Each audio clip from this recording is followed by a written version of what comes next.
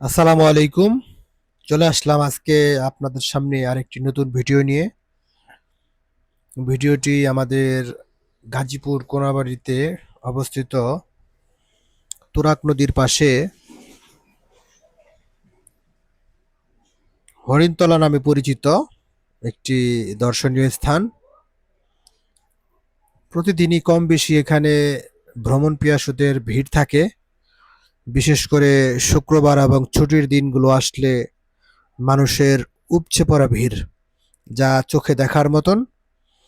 তো স্বাভাবিকভাবে এরকম একটা ভিডিও নিয়ে আপনাদের সামনে হাজির হলাম আজকে। তো আমরা দেখতে পাচ্ছেন অলরেডি আমাদের বাড়ি থেকে বের হয়ে আমরা রওনা দিছি কাশিম কটন হরিণতলার দিকে, যেখানে সবসময় নৌকা থাকে এবং ছোট ছোট নৌকা, তারপর ডিঙি নৌকা, তারপর ইঞ্জিন চালিত নৌকা সবসময় এখানেই থাকে আর কি। তো এখন আমরা আছি কাশিম কটন, যেটা আমাদের বাইমেল গ্রামের ঐতিহ্য এক সময়কার কাশিম কটন মিলসের সামনে। তো হাতের ডান পাশেই ছিল কাশিম কটন মিলস। তো এখন এটা খালি জায়গা। তো স্থাপনাগুলো স্থাপনাগুলো ভাঙা হয়েছে বেশ কয়েক বছর আগে। এখানে এখন বর্তমানে শুধু পোস্ট অফিস অবস্থিত। দেখতে দেখতে কথা বলতে বলতে আমরা চলে আসলাম আমাদের কাশিম কটন হরিণতলা, যেখানে এই ডান পাশে যে টিন শেড, এখানেই হরিণগুলো রাখা হতো। এই নাম এটা, এখানে সবসময় হরিণ থাকতো।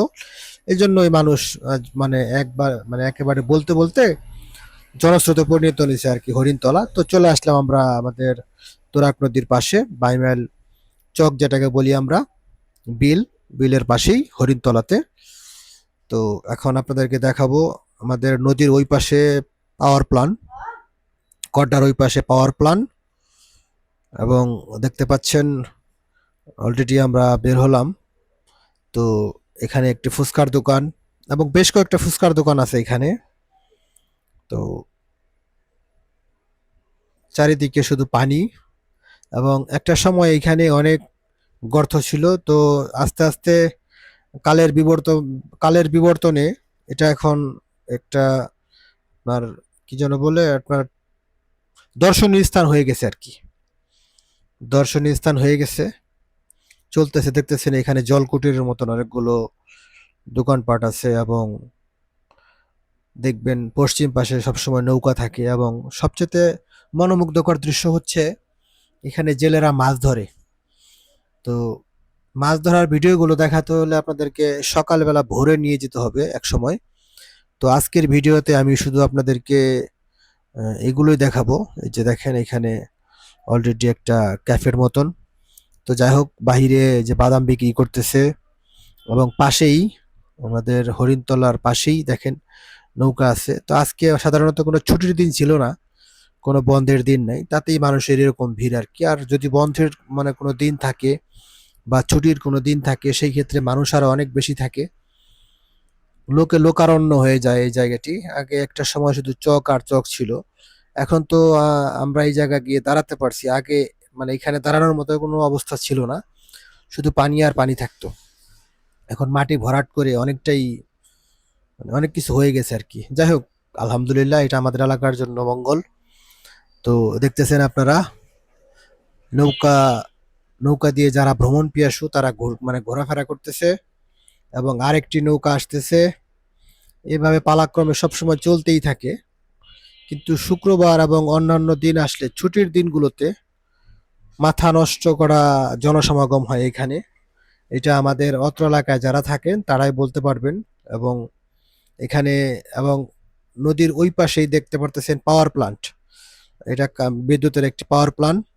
পাওয়ার প্ল্যান্টের সম্পূর্ণ বিদ্যুৎ সাপ্লাই করা হয় আশুলিয়াতে। পাওয়ার প্ল্যান্টের সম্পূর্ণ বিদ্যুৎগুলো সাপ্লাই করা হয় আশুলিয়াতে।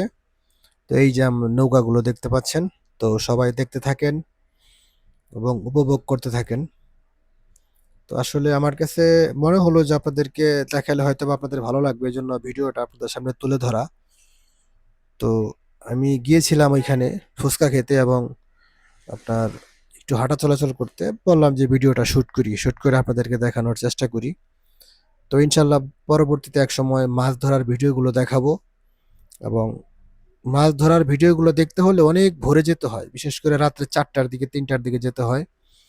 তো এটা হলো একটা প্রবলেম। আর দেশের বর্তমানে যে সিচুয়েশন, এই সিচুয়েশনের বাহিরে মানে বেরোনোটাও এতটা মানে না আর কি। তারপর হচ্ছে আমরা চেষ্টা করবো আর কি, সমস্যা নেই।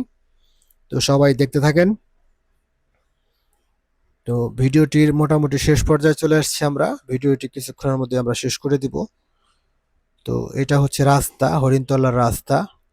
ডান পাশে ফুচকার দোকানগুলো আছে এবং সোজা বরাবর পূর্ব দিকে, পূর্ব সাইডে একটি ড্রেন আছে। ড্রেনের মাথাতেও সবসময় লোকজনের জনসমাগম থাকে, এটাই স্বাভাবিক। তো আজকের ভিডিওটি এখানেই শেষ করব এবং এখানকার দর্শনীয় স্থানগুলো আপনাদেরকে যতটুকু পারলাম দেখানোর চেষ্টা করলাম। তো এখন ফিরতে হবে, ফেরার পালা। সবাই ভালো থাকেন। তো এই যে দেখতে পাচ্ছেন, এটা আপনার ডান পাশে হলো আপনার তুরাগ নদীর উপশাখা আর কি, বিল যেটাকে বলে, এবং বাম পাশেই সে আমাদের হরিণতলা, যেখানে হরিণগুলো পালা হতো আর কি, লালন পালন করা হতো। এটা কাশেম গ্রুপের একটি প্রজেক্ট ছিল, মন্টু ডিয়ার ফার্ম।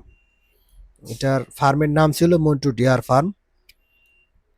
তো দেখতে দেখতে আমরা চলে আসলাম। আমরা এখন চলে যাব বাড়ির দিকে, যেখান থেকে আসছিলাম। এবং এই যে রাস্তার ডান পাশে, এটা এখন গার্মেন্টস এর যিনি ব্যবস্থাপনা পরিচালক মাহফুজুল ইসলাম, উনি নিয়েছেন। এবং আগে এটাই ছিল কাশেম কটন মিলস, এবং এটা এখন ভাড়া দেওয়াতে মেঘনা এবং এর দুইটা প্রতিষ্ঠান এখানে ভাড়া নিয়েছে। এবং বাম পাশে পুরোটাই তো ভালো থাকবেন সবাই, আসসালামু আলাইকুম।